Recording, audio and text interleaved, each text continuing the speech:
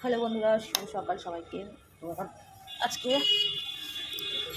দেখো না, কাজকর্ম আছে কিন্তু ভিডিও তো করতে হবে। ভিডিও এখান থেকে স্টার্ট করলাম আজকে। চলো, আমার নতুন একটা ব্লগে তোমাদের স্বাগত জানাই, শ্রী ফ্যামিলি ব্লগ অ্যান্ড কিচেনে। তো এই যে রান্নাঘরে যাবো, এখন রান্না করবো। চলো, রান্নাঘরে যেতে যেতে কথা বলা যায়।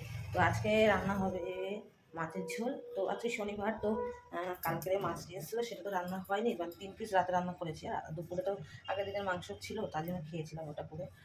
তো ওই জন্য মানে আর রান্না বান্না তেমন করিনি দুপুরে। কালকেরে শুধু ভাজা করেছিলাম আর মাংসটা ছিল, ওটা দিয়ে খেয়েছিলাম। আর রাতের বেলায় হচ্ছে 3 পিস মাছ করেছিলাম, ভেজে রেখেছিলাম, ওটাই রান্না করেছিলাম পেঁয়াজ টেয়াজ দিয়ে, আলু দিয়ে। তো আজকে ওই 3-4 পিস মাছ আছে, ভোলা মাছ, ওটা রান্না করব। আর দেখি কী করা যায় একটু। আর রাতে রুটি করব, কালকে আবার রবিবার মাংস টাংস হবে।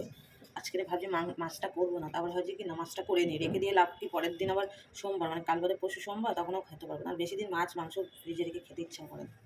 চলো দেখাই মাছটা। দেখো দেখো দেখো, এই 4 পিস মাছ, বেশি নেই 4 পিস। দেখো, এই যে ভাত হচ্ছে এখন। আর ছেলেকে আজকে দুধ মুড়ি দিয়েছি সকালবেলায়, ও খেয়েছে। আর এই দুধটা আমি খেয়ে নেবো, এই দুধটা আমি সকালে খেয়ে নেবো মুড়ি দিয়ে।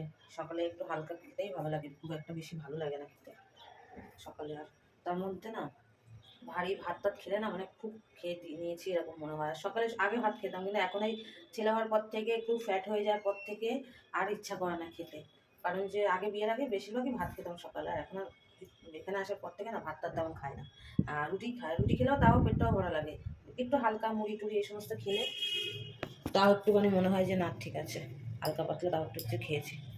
চলো বন্ধুরা, রান্না করি। আর ছেলে গেছে পাশের রুমে, একটা মানে ওর কাকু ডেকেছে একটু খাবার খেতে, মানে মিষ্টি এনেছে, ওই জন্য ওকে ডেকেছে খাবে বলে, তো গেছে ওখানে। চলো রান্নাটা সেরে নিই।